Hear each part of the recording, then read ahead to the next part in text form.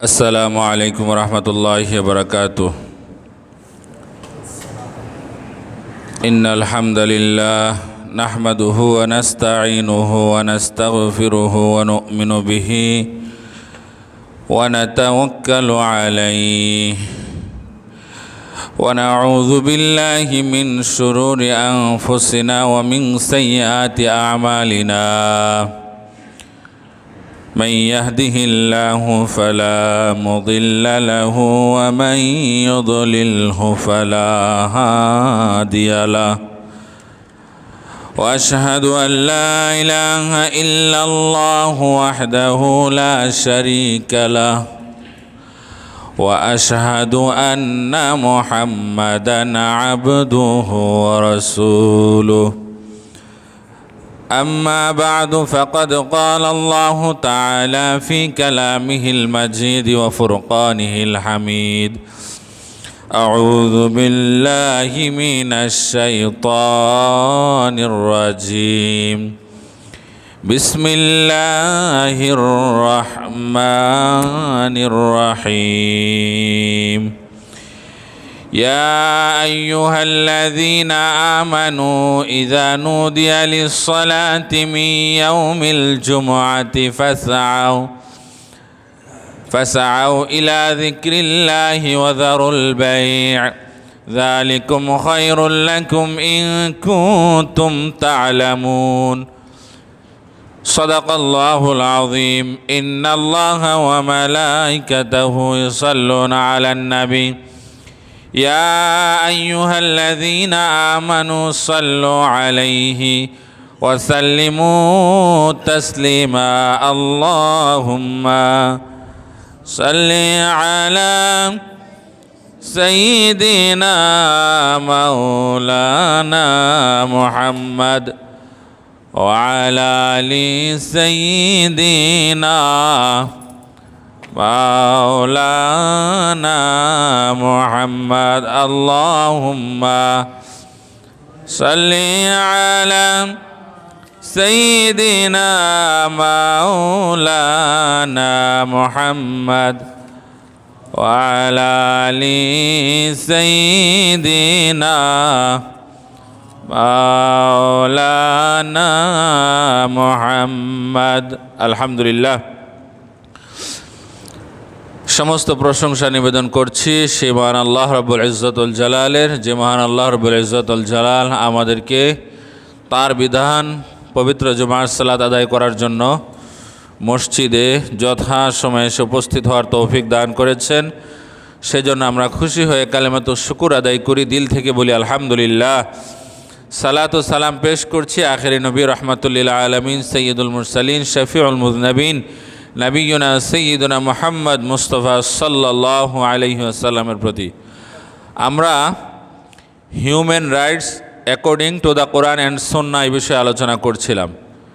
কোরআন এবং সুন্নাহের আলোকে মানুষের যে অধিকার রয়েছে কোরআন এবং হাদিসের আলোকে, সেটা গত শুক্রবার থেকে আলোচনা করার চেষ্টা করেছিলাম। আজকেও কিছু আলোচনা করব।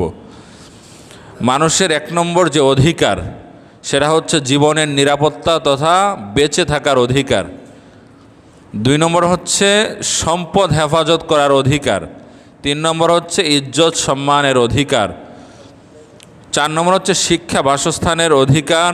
পাঁচ নম্বর হচ্ছে দিন ধর্ম পালন করার অধিকার তথা ইসলামের দৃষ্টিকোণ থেকে আমরা যেটা বলে থাকি দিন হেফাজত করা, দিন রক্ষা করা। তো সর্বাগ্রে আমরা এটাকেই গুরুত্ব দিয়ে থাকি। এজন্য গত শুক্রবারে প্রথমে এই বিষয়ে আলোচনা করেছিলাম যে দিন হেফাজত করতে হবে। দিন হেফাজত কিভাবে হতে পারে? সেটা এভাবে হতে পারে যে দিন তথা ধর্ম সঠিকভাবে পালন করার মাধ্যমেই, সেই সাথে দিনের সঠিক বার্তা মানুষকে পৌঁছানোর মাধ্যমেই দিন হেফাজত করা যেতে পারে। এখন দিনের নামে, ধর্মের নামে কেউ যদি ভুল পন্থা প্রচলন করে, তাহলে দিনের বিকৃত রূপ মানুষ জেনে সেই অনুযায়ী আমল করে গুমরাহ হবে, পথভ্রষ্ট হবে।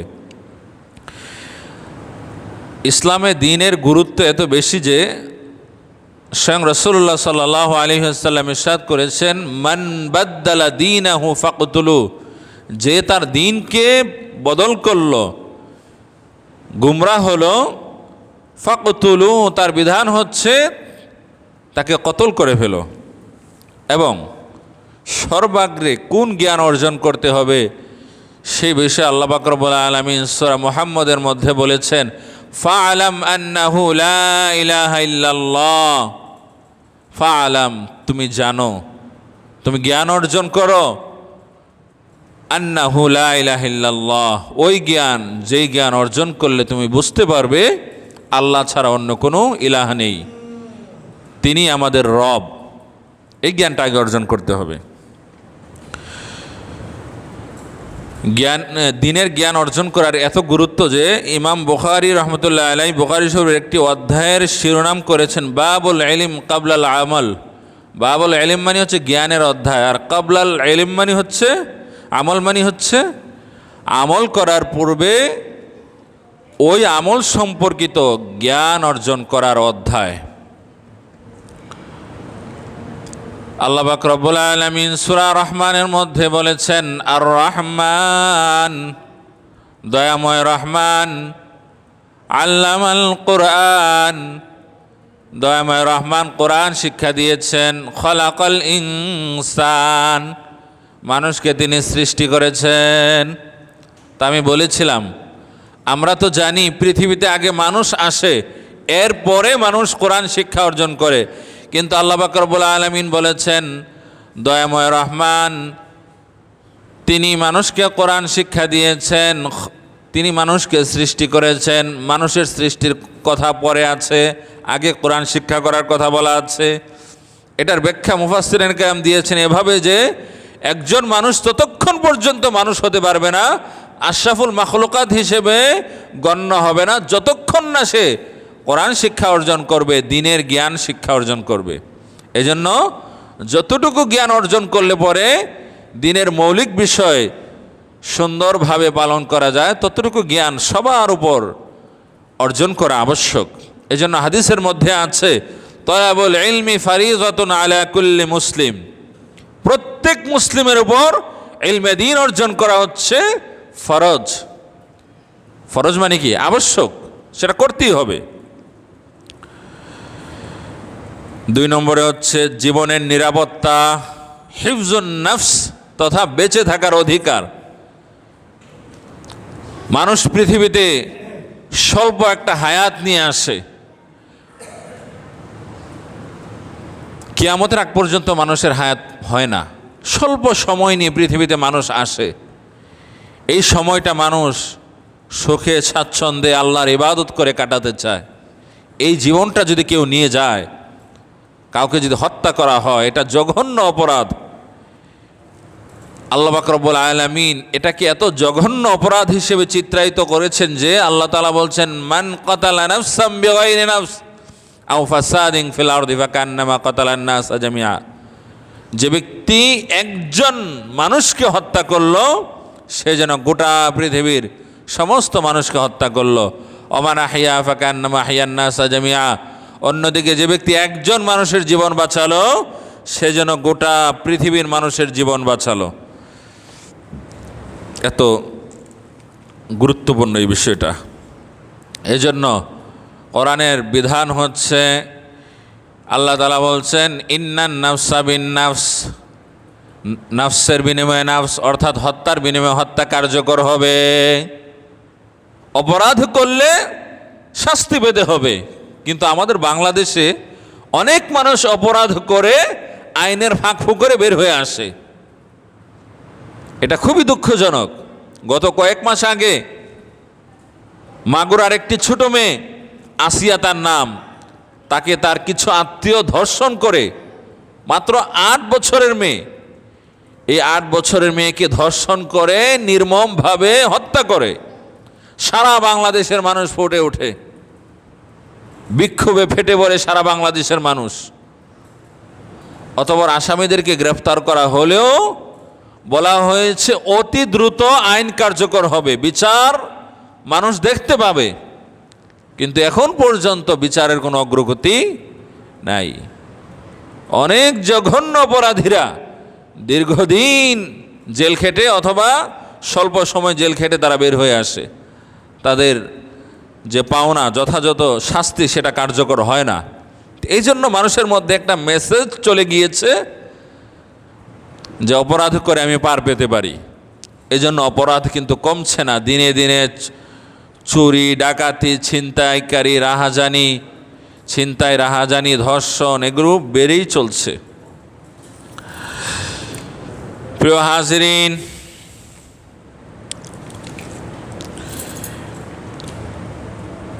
ইসলামে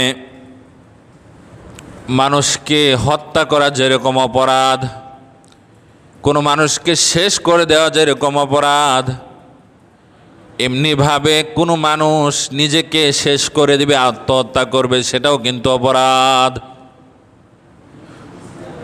একজন মানুষকে খুন করা এটা যেরকম অপরাধ,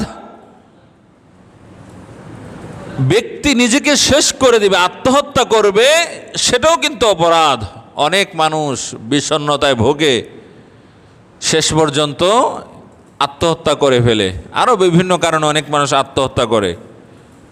কিন্তু আমাদেরকে মনে রাখতে হবে এই দেহের মালিক কে?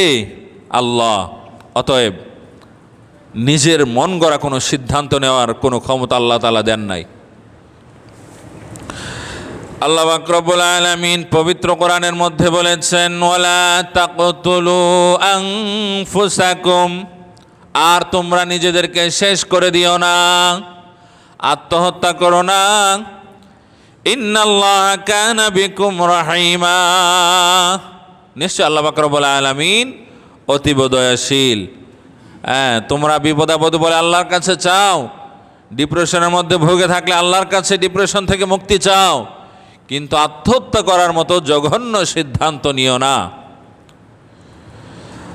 কোরআনের সূরা বাকারার 195 নম্বর আয়াতের মধ্যে আল্লাহ তাআলা বলেছেন, ওয়ালা তুলকু বিআইদিকুম ইলাত তাহলুকা, তোমরা নিজেদেরকে ধ্বংসের দিকে ঠেলে দিও না, আত্মহত্যা করো না। এটা আরও বিভিন্ন ব্যাখ্যা আছে, এই সামনে ব্যাখ্যাতে যাব।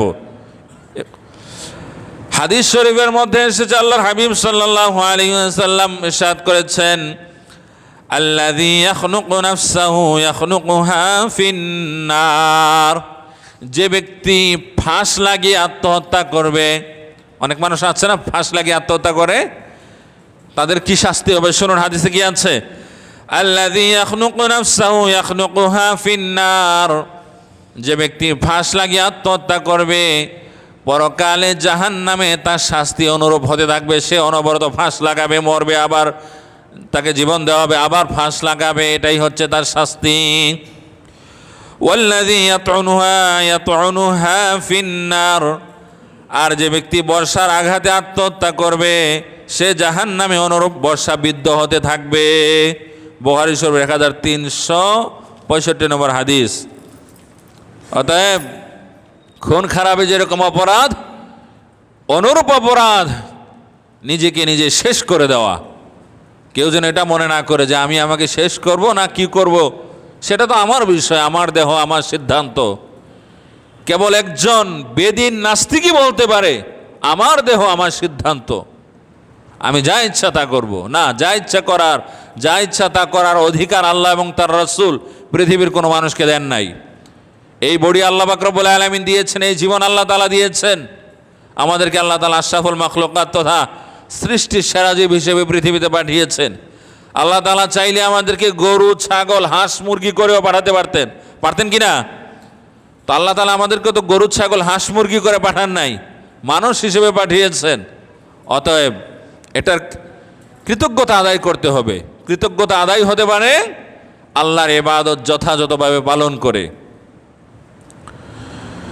আরেকটি হাদিস শুনুন, রাসূলুল্লাহ সাল্লাল্লাহু আলাইহি ওয়াসাল্লাম বলেছেন, মান তারাদ্দা মিন জাবালিন, যে ব্যক্তি পাহাড় থেকে লাফ দিবে, মান তারাদ্দা মিন জাবালিন ফাকাতালা নাফসাহু, মান তারাদ্দা মিন জাবালিন ফাকাতালা নাফসাহু, যে ব্যক্তি পাহাড় থেকে লাফ দিয়ে আত্মহত্যা করবে, নিজেকে শেষ করে দিবে। অনেকে আছে পাহাড় থেকে আত্মহত্যা করে, পাহাড় থেকে লাফ দিয়ে আত্মহত্যা করে, অনেকে বিল্ডিং থেকে লাফ দিয়ে আত্মহত্যা করে। রাসূলুল্লাহ সাল্লাল্লাহু আলাইহি ওয়াসাল্লাম বলেছেন, ফাওয়া ফি নারি জাহান্নাম, সে জাহান্নামে যাবে, তার শাস্তি হচ্ছে সে জাহান্নামে যাবে, তাকে জাহান্নামে পাঠানো হবে। ইয়াতারাদ্দা ফিহি খালিদান মুখাল্লাদান ফিহা আবাদা, জাহান্নামে চিরকাল তাকে অনুরূপ শাস্তি দেওয়া হবে। সে পাহাড় থেকে লাফ দিবে, মরবে, আবার তাকে জীবিত করা হবে। যদি সে বিল্ডিং থেকে লাফ দিয়ে আত্মহত্যা করে তাহলে অনুরূপ শাস্তি দেওয়া হবে।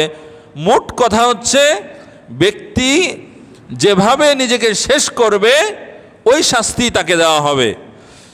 ওয়ামান তাহাসসা সাম্মান, যে ব্যক্তি বিষ প্রয়োগে আত্মহত্যা করবে, বিষ খেয়ে আত্মহত্যা করবে। যে সমস্ত যুবক ভাইয়েরা, যুবতী ভাইয়েরা ডিপ্রেশনে ভোগে, নানান সময় খারাপ সিদ্ধান্ত নেওয়ার চিন্তা করেন, কার জন্য করেন?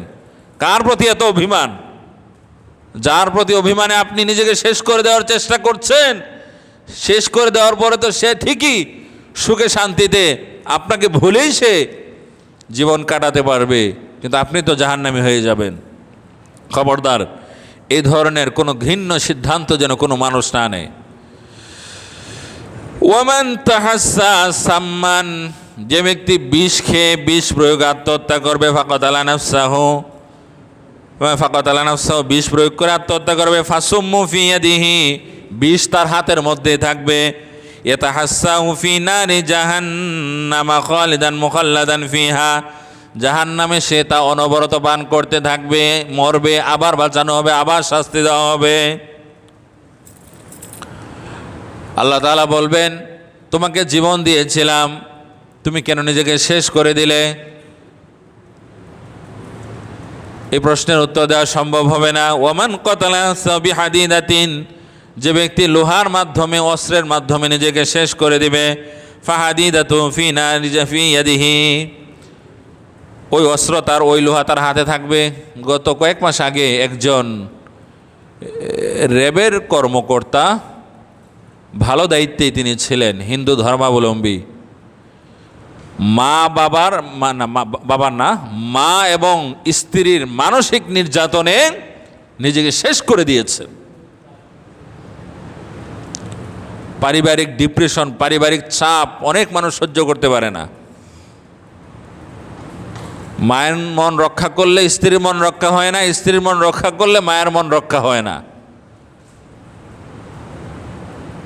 এরপরে দেখা যায় ডিপ্রেশনে পড়ে অনেক মানুষ অন্যরকম হয়ে যায়, অন্যরকম সিদ্ধান্ত নিয়ে ফেলে। ওয়ামান কাতালা নাফসাহু বিহাদিদাতিন, যে ব্যক্তি লোহার মাধ্যমে নিজেকে শেষ করবে, অস্ত্রের মাধ্যমে নিজেকে শেষ করে দিবে। ফাহাদিদাতু ফি ইয়াদিহি, ওই অস্ত্র, ওই লোহা তার হাতেই থাকবে জাহান্নামের মধ্যে। এটা যাও বিহা ফি বাতনিহি, ওই অস্ত্র দিয়ে, ওই লোহা দিয়ে সে নিজের পেটে আঘাত করতে থাকবে। ফি নারি জাহান্নাম খালিদান মুখাল্লাদান ফিহা, জাহান্নামে তাকে চিরস্থায়ীভাবে এই শাস্তি দেওয়া হবে। বুখারী শরীফ 5778 নম্বর হাদিস। সম্মানিত মুসলিম কারাম, আমরা জানলাম মানুষের প্রথম অধিকার হচ্ছে হিফজুন নাফস, তথা জীবনের নিরাপত্তা, বেঁচে থাকার অধিকার। এই বেঁচে থাকার অধিকার যেরকম মানুষের আছে, মানুষের জীবন ধ্বংস করার অধিকার যেরকম কোনো মানুষের নেই, মানুষকে শেষ করে দেওয়ার, হত্যা করার কোনো অধিকার যেরকম মানুষের নেই, অনুরূপভাবে কোনো মানুষ নিজেকে শেষ করে দিবে, আত্মহত্যা করবে, সেই অধিকারও আল্লাহ এবং তার রাসূল কোনো মানুষকে দেন নাই। সেই সাথে বিভিন্ন নেশা টেশা করে রোগাক্রান্ত হবে, বডিকে ধ্বংস করে দিবে, সেই অধিকারও কিন্তু আল্লাহ এবং তার রাসূল দেন না। এটাও কিন্তু আমাদেরকে মনে রাখতে হবে। রোগ হলে সামর্থ্য অনুযায়ী চিকিৎসা নিতে হবে। রোগ হলো, টাকা পয়সাও আছে, কিন্তু সামর্থ্য অনুযায়ী চিকিৎসা গ্রহণ করা হচ্ছে না, সেটাও কিন্তু অন্যায়, অপরাধ। একটা আছে যে সামর্থ্যই নাই, সীমিত সামর্থ্য অনুযায়ী যতটুকু পারছি করছি, এখানে তো আর কিছু বলার নেই। কিন্তু অনেক মানুষের স্বভাব হচ্ছে রোগে সুখে ভুগবে, টাকা পয়সাও আছে, কিন্তু খরচ করতে মনে চায় না। আবার খারাপ পথে খরচ করার মন মানসিকতা রয়েছে। মনে রাখতে হবে বেঁচে থাকার উপরে কোনো কিছু নাই। আমি যদি নাই বাঁচলাম, ভালোভাবে যদি নাই বাঁচতে পারলাম, তাহলে টাকা পয়সা দিয়ে হবে কি? এই টাকা পয়সা কোনো মানুষ কবরে নিয়ে যাবে না। এজন্য সুস্থ থাকা, রোগ হলে চিকিৎসা গ্রহণ করা, এগুলো হচ্ছে উচিত। শুনুন, হাদিসে আছে লিকুল্লি দাইন দাওয়া, প্রত্যেক রোগের ঔষধ আছে, প্রত্যেক রোগেরই ওষুধ আছে। ফাইদা উসিবা দাওয়া উদ্দায়ী বরা বিইজনিল্লাহ, যখন রোগের সাথে ওষুধ মিলে যায় তখন আল্লাহর অনুমতিতে রোগ ভালো হয়ে যায়। সুবহানাল্লাহ। রোগ অনুযায়ী যদি ওষুধ প্রয়োগ হয়, রাসূলুল্লাহ সাল্লাল্লাহু আলাইহি সাল্লাম বলছেন বরা বিইজনিল্লাহ, আল্লাহর হুকুমে রোগ সেরে ওঠে। বলছিলাম মানুষকে শেষ করে দেওয়া যেরকম অপরাধ, তেমনি ভাবে আত্মহত্যা করাও অপরাধ, আবার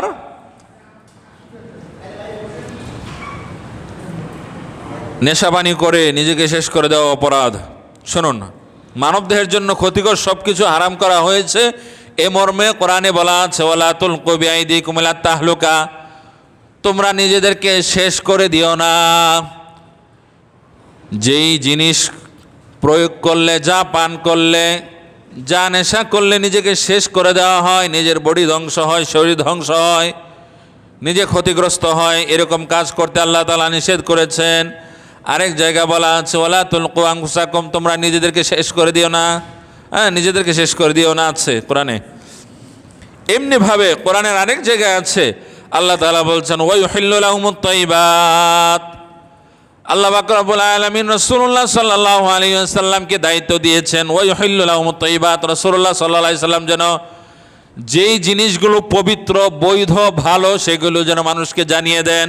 ওয়া ইউহাররিমু আলাইহিমুল খাবাইস, খারাপ জিনিস, নাপাক জিনিস, শরীরের জন্য ক্ষতিকর জিনিস, সেটাও যেন রাসূলুল্লাহ সাল্লাল্লাহু আলাইহি ওয়াসাল্লাম মানুষকে জানিয়ে দেন। রাসূলুল্লাহ সাল্লাল্লাহু আলাইহি সাল্লাম তিনি তার দায়িত্ব পালন করেছেন। প্রিয় ভাইয়েরা আমার, এমন জিনিস পান করা যাবে না, খাওয়া যাবে না, যেগুলোর ফলে নিজের বডিতে বিভিন্ন রোগ দেখা দেয়, শরীর দুর্বল হয়, গুনাহ হয়, সেই সাথে মুখের মধ্যে দুর্গন্ধ সৃষ্টি হয়। শুনুন, পেঁয়াজ খাওয়া এটা কোনো গুনাহের কাজ না, রসুন খাওয়া এটা কোনো গুনাহের কাজ না। রান্না করা পেঁয়াজ খাওয়া যেরকম গুনাহের কাজ না, ভালো কাঁচা পেঁয়াজ খাওয়াও কিন্তু গুনাহের কাজ না। রসুন কাঁচা রসুনকে থাকা এটা কোনো গুনাহের কাজ না। তারপরেও হাদিসে এসেছে আল্লাহর হাবিব সাল্লাল্লাহু আলাইহি সাল্লাম বলছেন মান আকালা মিন হাযিহিশ শাজারা, যে ব্যক্তি এই গাছ থেকে কিছু খেলো, ইশারা করে বলছেন মান আকালা মিন হাযিহিশ শাজারা, যে ব্যক্তি এই গাছ থেকে কিছু খেলো। এরপর হাদিসে ইয়ানি আসুম, যেমন রসুন খেলো, অর্থাৎ কাঁচা রসুন খেলো। কাঁচা রসুন খাওয়া কিন্তু হারাম না, গুনাহের কাজ না, তারপরও হালাল জিনিস। তারপরও শুনুন কি আছে, রাসূলুল্লাহ সাল্লাল্লাহু আলাইহি সাল্লাম বলছেন ফালা ইয়াকরাবান্না মাসজিদানা, সেজন্য আমাদের মসজিদে না আসে। একটা হালাল বৈধ খাবার শুধু রান্না করে খাওয়াই হালাল তা নয়, কেউ যদি এমনিতেও খায়, কাঁচা খায়, তারপরেও সেটা হালাল। এই হালাল খাবার খাওয়ার পরেও মুখ পরিষ্কার না করে মসজিদে আসতে রাসূলুল্লাহ সাল্লাল্লাহু আলাইহি সাল্লাম নিষেধ করেছেন। ফালা ইয়াকরাবান্না মাসজিদানা, শুধু রসুন আর পেঁয়াজ নয়, যত খাবার রয়েছে যেগুলো খেলে পরে মুখ পরিষ্কার করা ব্যতীত, ব্রাশ করা ব্যতীত, মেসওয়াক করা ব্যতীত দুর্গন্ধ দূর হয় না, এরকম যত খাবার আছে সেই খাবার খেয়ে মসজিদে আসা যাবে না। এতে মানুষের যেরকম কষ্ট হতে পারে, আল্লাহর ফেরেশতাদেরও কষ্ট হতে পারে কি হয়, হাদিসে আছে। আরেকটা হাদিসে আছে মান আকালা মিন হাযিল বাকলা, যে ব্যক্তি শাক সবজি জাতীয় না, যে ব্যক্তি শাক জাতীয় উদ্ভিদ, এরপরে কোন উদ্ভিদ সেটা আবার বলা আছে, আসম যেমন রসুন, ওয়াল বাসল পেঁয়াজ, ওয়াল কুররাস পেঁয়াজের পাতা, এ ধরনের আর যত কিছু আছে, এগুলো যারা খাবে ফালা ইয়াকরাবান্না মাসজিদানা, তারা যেন আমাদের মসজিদে না আসে। প্রত্যেকটা খাবারই হালাল, শুধু রান্না করে খাওয়া হালাল তা নয়, এমনিতে খেলেও হালাল, কিন্তু মুখে দুর্গন্ধ হয় জন্য আল্লাহ রসুল সাল্লাল্লাহু আলাইহি সাল্লাম বলেছেন এই খাবারগুলো খেয়ে মসজিদে আসবা না। হ্যাঁ, উজ্জ যেটা আছে, যেটা বলা নাই অথবা বলা থাকলেও সাহাবীগণ হাদিসে নিয়ে আসেন নাই, সেটা হচ্ছে মুখ পরিষ্কার করে আসতে পারো, এটাই হচ্ছে হাদিসের মূল কথা। হাদিসের পরে আছে ফাইনাল মালাইকাতা ইয়াতাআযযা মিম্মা ইয়াতাআযযা মিনহু বানু আদম, ফেরেশতারা সেই সব জিনিস থেকে কষ্ট পান যেসব থেকে আদম সন্তানরা কষ্ট পান। মানুষেরা যেই কারণে কষ্ট পান, যেই দুর্গন্ধের ফলে মানুষদের কষ্ট হয়, ফেরেশতারাও ওই সব জিনিস থেকে কষ্ট পেয়ে থাকেন। অনেক সময় আমরা অনেক কিছু খাই, খেয়ে মুখ পরিষ্কার করার নামে নাম নাই, মনে করি সব ঠিক আছে। হ্যাঁ, আমার কাছে তো ঠিক মনে হবেই, কিন্তু আমার পাশে যিনি আছেন অন্য ব্যক্তি, তার কাছে তো ঠিক মনে হচ্ছে না। অতএব শুধুমাত্র আমার কাছে ঠিক মনে হলেই সেটা ঠিক হয়ে যাবে না। আমি একজন মানুষ হিসেবে, সৃষ্টির সেরা জীব হিসেবে আমার কারণে আরেকজনের কষ্ট হচ্ছে কিনা সেটাও আমাকে দেখতে হবে, সেটাও আমাকে চিন্তা করতে হবে। হ্যাঁ, জর্দা, এরপরে আরও বিভিন্ন কিছু খেয়ে মুখে এমন গন্ধ তৈরি হয়। এখন কথা হলো ওই কথা আবার বলছি, রিপিট করছি, গুরুত্বপূর্ণ কথা রাসূলুল্লাহ সাল্লাল্লাহু আলাইহি ওয়াসাল্লাম একাধিকবার বলতেন যে এই যে জর্দা টর্দা, গুল, তামাক জাতীয় আরও বিভিন্ন কিছু, আরও নেশাপানি যারা বড়ি টড়ি খায়, মুখে অনেক দুর্গন্ধ তৈরি হয়। কিন্তু একটা ব্যাপার হচ্ছে, নিজেরটা নিজের কাছে মনে হয় না, নিজের কাছে এটা স্বাভাবিক মনে হয়, কিন্তু আমার কাছে স্বাভাবিক মনে হলে হবে না তো, আল্লাহ এবং তার রাসূলের কাছেও স্বাভাবিক হতে হবে। আর সেটা বাস্তবায়ন করতে হলে এগুলো বাদ দিতে হবে, স্বাভাবিকভাবে জীবনযাপন করতে হলে।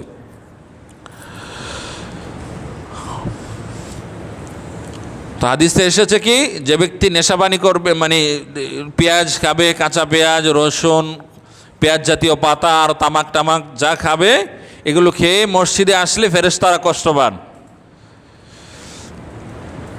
এরপরে আরেকটা হচ্ছে সম্পদ হেফাজত করার অধিকার।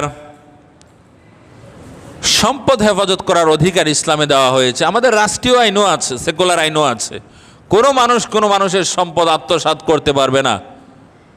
কিন্তু অনেক সময় আমরা দেখে থাকি অনেক মানুষ বিভিন্ন ক্ষমতা প্রয়োগ করে অন্যের সম্পদ ভক্ষণ করে, অন্যের সম্পদ নিজের করায়ত্তে নিয়ে আসে। এটা অত্যন্ত গুনাহ। আল্লাহ তাআলা বলেছেন, ইন্নাল্লাযীনা ইয়াকুলুনা আমওয়ালাল ইয়াতামা যুলমান, নিশ্চয় যারা জুলুম করে, ক্ষমতা খাটিয়ে অন্যায়ভাবে ইয়াতিমের সম্পদ ভক্ষণ করে, ইন্নামা ইয়াকুলুনা ফি বুতুনিহিম নারা, তারা যেন জাহান্নামের খাদ্য খাচ্ছে। ইন্নামা ইয়াকুলুনা ফি বুতুনিহিম নারা, তারা তাদের পেটে জাহান্নামের আগুন প্রবেশ করাচ্ছে। ইসলামে সম্পদ উপার্জনে উৎসাহিত করা হয়েছে, হালালভাবে সম্পদ উপার্জন, এটা অত্যন্ত ভালো একটা দিক। সূরা জুমার মধ্যে বলা আছে, ইয়া আইয়ুহাল্লাযীনা আমানু, হে ঈমানদারগণ, ইযা নুদিয়া লিস-সালাহ, যখন সালাতের জন্য আহ্বান করা হবে, মি ইয়াউমিল জুমআ, জুমার সালাতের নামাজের জন্য যখন আহ্বান করা হবে, আজান দেওয়া হবে, ফাসাউ ইলা যিকরিল্লাহ, তোমরা আল্লাহর জিকিরের দিকে চলে আসো, জুমার সালাত আদায় করার জন্য মসজিদে চলে আসো। ওয়াযারুল বাই', ক্রয় বিক্রয় তোমরা বন্ধ করো। জুমার জন্য আজান দেওয়া হলে সবচেয়ে বেশি প্রাধান্য পাবে মসজিদে আসা। মসজিদে এসে যে কথাগুলো ইমাম সাহেব কোরআন হাদিসের আলোকে বলেন সেগুলো শোনা, সেই অনুযায়ী জীবনযাপন করা, সালাত আদায় করা, এটা প্রাধান্য পাবে, অন্য কোনো কিছু প্রাধান্য পাবে না। অনেক কিতাব থেকে আমরা জেনে থাকি যে পূর্বেকার ভালো ভালো মানুষেরা যখন কাজ করতেন, মনে করুন কাজ করতে করতে গিয়ে কোড়ালটা এভাবে ধরেছেন, এটা প্রয়োগ করবেন, কিন্তু এখানে রাখতেই আজান দিয়ে দিয়েছেন, আজান দেওয়া হয়েছে, সাথে সাথে এটাকে সামনে রেখেও ফালান নাই, পিছন থেকে ফালাইছেন। মানে সামনে নিয়ে এটাকে ফেলে দিলে দুনিয়াকে প্রাধান্য দেওয়া হবে, এটা তারা মনে করেছেন। লাকড়ি কাটবেন, হ্যাঁ, এভাবে ইয়ে করেছেন, সাথে সাথে আজান শুনতে পেয়েছেন, ওইখানেই ফেলে দিচ্ছেন পিছন থেকে। তো কোরআন থেকেও আমরা এটা বুঝতে পারি, আল্লাহ তাআলা বলছেন ইযা নুদিয়া লিস-সালাতি মিন ইয়াউমিল জুমআহ, জুমার জন্য যখন আহ্বান করা হবে, আজান দেওয়া হবে, ফাসআউ ইলা যিকরিল্লাহ, আল্লাহর জিকিরের দিকে আসো, অর্থাৎ সালাত পড়ার জন্য আসো। ওয়াযারুল বাই মানে ক্রয় বিক্রয়, ক্রয় বিক্রয় বন্ধ করো। যালিকুম খায়রুল লাকুম ইন কুনতুম তা'লামুন, এটা তোমাদের জন্য ভালো, উপকার যদি তোমরা বুঝতে পারো। এরপরে আছে ফাইদা কুদিয়াতিস সালাতু ফান্তাশিরু ফিল আরদ, ফাইদা কুদিয়াতিস সালাত, যখন সালাত শেষ হয়ে যাবে, আল্লাহর বিধান যখন তুমি পালন করে শেষ করবা, ফান্তাশিরু ফিল আরদ, তখন জমিনে ছড়িয়ে পড়ো, তোমার যে কাজকর্ম সেটা তুমি করো, যে দোকানদার সে দোকানদারি করুক, যে মাঠে ময়দানে কাজ করে সে সেটা করুক। আল্লাহ বলছেন তার অনুমোদন আছে। ওয়াবতাগু ফান্তাশিরু ফিল আরদি ওয়াবতাগু মিন ফাদলিল্লাহ, আল্লাহর অনুগ্রহ তালাশ করো, কামাই রোজগার করো। ওয়াযকুরুল্লাহ, আল্লাহকে স্মরণ করো, অর্থাৎ কামাই রোজগার করতে গিয়ে আল্লাহকে স্মরণ করো, সেখানেও আল্লাহর জিকির করো, আল্লাহর বিধান অনুযায়ী জীবনযাপন করো। কাসীরান লাআল্লাকুম তুফলিহুন, ওয়াযকুরুল্লাহ কাসীরান, আল্লাহকে বেশি বেশি স্মরণ করো যাতে করে তোমরা সফল হতে পারো। তাহলে আমরা জানলাম ইসলামের সম্পদ উপার্জনের গুরুত্ব দেওয়া হয়েছে। আল্লাহর ইবাদত পালনের পরই আল্লাহ বলছেন ফাইযা কুদিয়াতিস সালাতু ফান্তাশিরু ফিল আরদ, জমিনে ছড়িয়ে পড়ো, ফান্তাশিরু ওয়াবতাগু মিন ফাদলিল্লাহ, আল্লাহর ফজল তথা জীবিকা অন্বেষণ করো। তো এই সম্পদ যেগুলো মানুষ কষ্ট করে উপার্জন করে, সেই সম্পদ কেউ যদি চুরি করে, ডাকাতি করে, ছিনতাই করে, তার শাস্তি কিন্তু অত্যন্ত ভয়াবহ। আমাদের দুনিয়ার আইনে সবসময় যথাযথ শাস্তি প্রয়োগ হয় না। এক কথা হচ্ছে আল্লাহর আইনের বাহিরে যত আইন প্রয়োগ হবে এটাই যথাযথ না, কিন্তু তারপরও মানুষ যে আইন রচনা করেছে, বিভিন্ন শাস্তির কথা বলা হয়েছে, সেগুলো সবসময় প্রয়োগ হয় না। একটা উদাহরণ দিয়েছিলাম গত শুক্রবারে, যে জাল টাকা, এটা মারাত্মক গুনাহ, কোটি কোটি টাকা ছাপিয়ে সারা দেশে ছড়িয়ে দেয়, অনেক মানুষ সেগুলো নিয়ে প্রতারিত হয়, এটা তো অনেক বড় গুনাহ। কিন্তু এই জাল টাকার সাথে যারা জড়িত তাদেরকে গ্রেফতার করে দেখা যায়, কিছুদিন পরে আবার মুক্তি দেওয়া হয়। তো এক ব্যক্তিকে শেষ পর্যন্ত 8 বার দেখলাম আর কি, আরও ছাড়ার পরে আবার করে কিনা কে জানে। 8 বারের মাথায় যখন গ্রেফতার করা হয়েছে, আমি শুনলাম, খবরে দেখালো, সে বলেছে সাংবাদিকের সামনে, পুলিশও সামনে ছিল, যে আমি আর করব না, আমাকে যেন ছেড়ে দেওয়া হয়। তখন সাংবাদিক বলেছিল, আপনি তো ইতিপূর্বে একই কথা বলেছিলেন, 7 বারের সময় যখন আপনাকে গ্রেফতার করা হয়েছিল আপনি একই কথা বলেছিলেন, আদালতে বলেছিলেন, সাংবাদিকের সামনে বলেছিলেন, 6 বারের সময় একই কথা বলেছিলেন, 5 বারের সময় একই কথা, 4 বারের সময় একই কথা, প্রত্যেকবার একই কথা।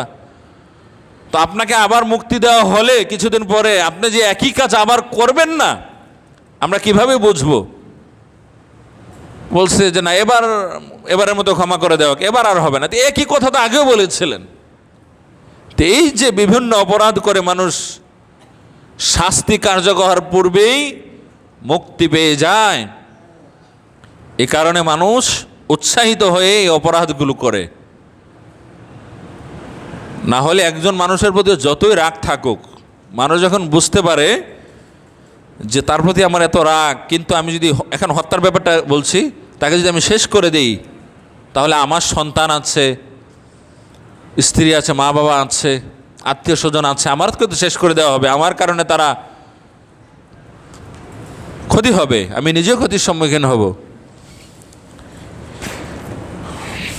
হাজিরিন, আল্লাহ তাআলা বলছেন ওয়াস-সারিকু ওয়াস-সারিকাতু ফাকতাউ আইদিয়াহুমা জাযাআম বিমা কাসাবা নাকালাম মিনাল্লাহ।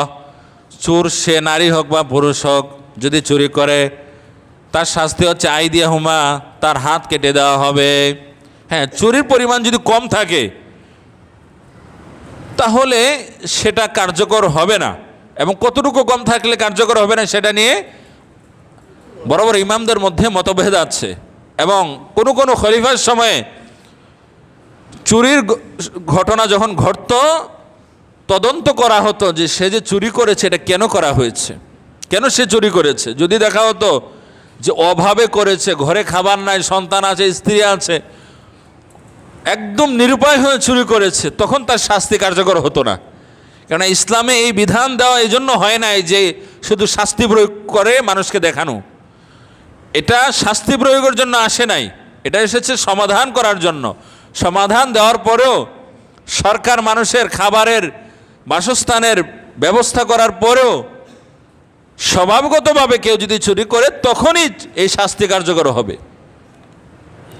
কোনো কোনো খলিফার সময়ে অরণ্যবাহী হয়ে অসহায় হয়ে ঘরে খাবার নাই, স্ত্রী আছে, মা বাবা আছে, সন্তান আছে, এরকম অবস্থায় চুরি করলে পরে দেখা গেছে এই শাস্তি কার্যকর হওয়ার বিপরীতে বরং চোরকে আর্থিকভাবে স্বাবলম্বী করার ব্যবস্থা করা হয়েছে। আল্লাহর এই বিধান নিয়ে তারাই শঙ্কিত হতে পারে যারা মনে করে এই কাজ তারা করবে, না হলে ভয়ের কি আছে? জেনার শাস্তি পাথর নিক্ষেপ করে হত্যা করা, আপনার আমার এত ভয় থাকবে কেন যদি আমরা এই কাজ না করি?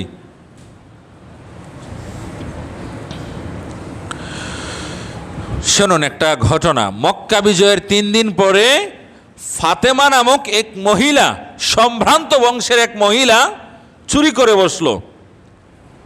চারদিকে বিভিন্ন কথা ছড়িয়ে পড়ল, অনেকের মধ্যে আতঙ্ক বিরাজ করতে লাগলো। সাহাবীদের অনেকে বলাবলি করলো, সবেমাত্র মক্কা বিজয় করলাম, এই আনন্দঘনের সময়ে এক মহিলা চুরি করে বসলো।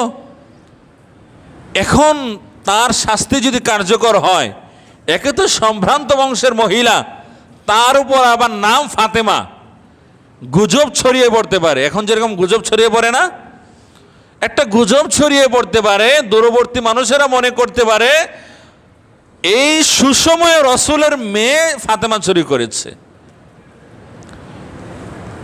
এই গুজবটা ছড়িয়ে পড়তে পারে। এই আশঙ্কা থেকে সাহাবীরা চিন্তা করলেন রাসূলুল্লাহ সাল্লাল্লাহু আলাইহি ওয়াসাল্লামকে বলবেন, হে আল্লাহর রাসূল, এই মহিলার শাস্তি যেন কার্যকর না হয়, হাত যেন কাটা না হয়। কিন্তু সাহাবীরা আবার সাহসও পাচ্ছেন না, কিভাবে এটা বলবেন, কিভাবে আল্লাহ রাসূল সাল্লাল্লাহু আলাইহি ওয়াসাল্লামকে বলবেন আল্লাহর আইন আপনি কার্যকর করবেন না, এটা তো বলা সম্ভব না। রাসূলুল্লাহ সাল্লাল্লাহু আলাইহি ওয়াসাল্লাম তার পালক পুত্র যায়েদ রাদিয়াল্লাহু তাআলা আনহু, তার সন্তান ছিল উসামা, তাকে রাসূলুল্লাহ সাল্লাল্লাহু আলাইহি ওয়াসাল্লাম অত্যন্ত ভালোবাসতেন, মহব্বত করতেন। সাহাবীরা গিয়ে উসামাকে বললেন, সাহাবীরা উসামাকে বলল, উসামা তোমাকে তো রাসূলুল্লাহ সাল্লাল্লাহু আলাইহি ওয়াসাল্লাম অনেক ভালোবাসেন, অনেক মহব্বত করেন, তোমার আবদার রাসূলুল্লাহ সাল্লাল্লাহু আলাইহি ওয়াসাল্লাম রাখবেন, তুমি গিয়ে রাসূলুল্লাহ সাল্লাল্লাহু আলাইহি ওয়াসাল্লামকে বলবে, হে আল্লাহ রাসূল সাল্লাল্লাহু আলাইহি ওয়াসাল্লাম, নানাজি, হে আল্লাহ রাসূল সাল্লাল্লাহু আলাইহি ওয়াসাল্লাম, এই সময়ে এই মহিলার শাস্তি কার্যকর না করলে হয় না। এই আনন্দঘন সময়ে এরকম একটা পরিস্থিতির সম্মুখীন আমরা হতে চাচ্ছি না। রাসূলুল্লাহ সাল্লাল্লাহু আলাইহি ওয়াসাল্লাম উসামাকে বললেন, আতাশফাউ ফি হাদ্দিম মিন হুদুদিল্লাহি ইয়া উসামা, হে উসামা, তুমি কি আমাকে আল্লাহর আইন কার্যকর করতে নিষেধ করছো? তুমি কি আমাকে বলছো যে আমি যেন আল্লাহর আইন কার্যকর না করি? সুম্মা কম ফাখতাব, রাসূলুল্লাহ সাল্লাল্লাহু আলাইহি ওয়াসাল্লাম অতঃপর দাঁড়িয়ে গেলেন এবং খুতবা দিলেন, ভাষণ দিলেন। কল, তিনি বললেন, ইয়া আইয়ুহান নাস, হে মানুষেরা, ইন্নামা দাল্লা মান ক্বাবলাকুম, তোমাদের পূর্ববর্তীরা পথভ্রষ্ট হয়ে গিয়েছিল, গুমরাহ হয়ে গিয়েছিল। আন্নাহুম কানু ইযা সারাকাস শরীফ তারাকু, আন্নাহুম কানু ইযা সারাকাস শরীফ তারাকু, পূর্ববর্তীদের মধ্যে যখন কোনো ধনী মানুষেরা, সম্ভ্রান্ত মানুষেরা, বংশমর্যাদাওয়ালা মানুষেরা চুরি করত, তাদেরকে ছেড়ে দেওয়া হতো, তাদের শাস্তি কার্যকর করা হতো না। ওয়াইদা সারাকাত দাঈফ, যখন দুর্বলেরা, গরিবেরা চুরি করত, ওয়াইদা সারাকাত দাঈফু ফীহিম আকামু আলাইহিল হাদ, তখন আল্লাহর আইন, আল্লাহর বিধান তার উপর প্রয়োগ হতো, ধনীদের উপর প্রয়োগ হতো না। মাসলা ঘুরিয়ে তাকে অব্যাহতি দেওয়া হতো। কিন্তু গরিব হলে, অসহায় হলে তার উপর শাস্তি প্রয়োগ হতো। ওয়া আইয়ুহান নাস, হে মানুষেরা, ওয়াল্লাযী নাফসি বিয়াদিহি, ওই সত্তার কসম যার হাতে আমার জীবন রয়েছে, লাউ আন্না ফাতিমাতা বিনতে মুহাম্মদ, যদি আমার মেয়ে ফাতেমা, সেও যদি চুরি করত, ওয়াল্লাযী নাফসি বিয়াদিহি, ওই সত্তার কসম যার হাতে আমার জীবন রয়েছে, লাউ আন্না ফাতিমাতা বিনতে মুহাম্মদ সারাকাত, যদি আমার মেয়ে ফাতেমা সেও যদি চুরি করত, লাকাতা মুহাম্মদ ইয়াদাহা, আমি তার হাত কেটে দিতাম। সুবহানাল্লাহ। আমিও দেখতাম না সে আমার কত আদরের মেয়ে, এটা আমি খেয়াল করতাম না, আমি আল্লাহর বিধানের দিকে তাকাতাম। আর তোমরা আমাকে বলছো ওই আমার মেয়ের নামের সাথে মিল আছে জন্য, বংশ মর্যাদাওয়ালা জন্য তাকে তার শাস্তি প্রয়োগ থেকে অব্যাহতি দিব। তাহলে তো আমরা পূর্ববর্তীদের মতোই হয়ে গেলাম। তারা ধনী মানুষদের উপর শাস্তি কার্যকর করতো না, দুর্বলদের প্রতি তারা অবিচার মানে শাস্তি প্রয়োগ করতো, আর অবিচার তো করতোই। তো এই জন্য আল্লাহর যে বিধান, এটা যদি রাষ্ট্রে কায়েম হয় তাহলে অন্যায় অপরাধ অনেক কমে যাবে। জীবনের মায়া কম বেশি সবারই আছে, কিন্তু আমাদের সেকুলার আইনে বলা আছে দেহ আমার, সিদ্ধান্ত আমার। এজন্য আমরা বিভিন্ন নেশাবানি করতে পারি, হ্যাঁ, তেমন কোনো শাস্তির বিধান নাই। একদিকে এগুলোকে উৎসাহিত করা হয়, আবার যেন ব্যাপকভাবে বেড়ে গিয়ে পুরোপুরি সমাজ রাষ্ট্র ধ্বংস না হয়, কিছু আইনও কার্যকর হয়। ঠিক আছে? এই যে পতিতালয়গুলো আছে বাংলাদেশে, অনেক সময় যে ধরা হয়, আপনার যারা যায় ধরা হয়, আপনারা কি মনে করেন এটা অন্যায় হয়েছে জন্য তারা ধরেছে? না, ধরেছে এই জন্য যে যেই পতিতালয়ে গিয়েছে সেটা সরকার কর্তৃক নিবন্ধিত না, এই জন্য ধরেছে। কিন্তু বাংলাদেশ সরকার কর্তৃক নিবন্ধিত পতিতালয় কিন্তু আছে, সরকার জানে, প্রশাসন দিয়ে সেগুলোকে প্রশ্রয় দেওয়া হয়, এরকম আছে কিন্তু। এবং লাইসেন্স করে কিন্তু অনেকে মদও খায়, তাদেরকে গ্রেফতার করে না, গ্রেফতার করে তাদেরকে যাদের এরকম লাইসেন্স টেন্সেন্স নাই। আল্লাহর আইন, আল্লাহর বিধান যদি আমরা সঠিকভাবে পালন করি, তার মধ্যেই রয়েছে ইহকালীন কল্যাণ এবং পরকালীন মুক্তি। আমরা যেন সেটা যথাযথভাবে পালন করতে পারি, আমরা বলি আল্লাহুম্মা আমিন। ওয়া আখিরু দাওয়ানা আলহামদুলিল্লাহি রাব্বিল আলামিন। আসসালামু আলাইকুম ওয়া রাহমাতুল্লাহি ওয়া বারাকাতুহু। যারা ক্বাবলাল জুমআ 4 রাকাত আদায় করেননি, ক্বাবলাল জুমআ 4 রাকাত আদায়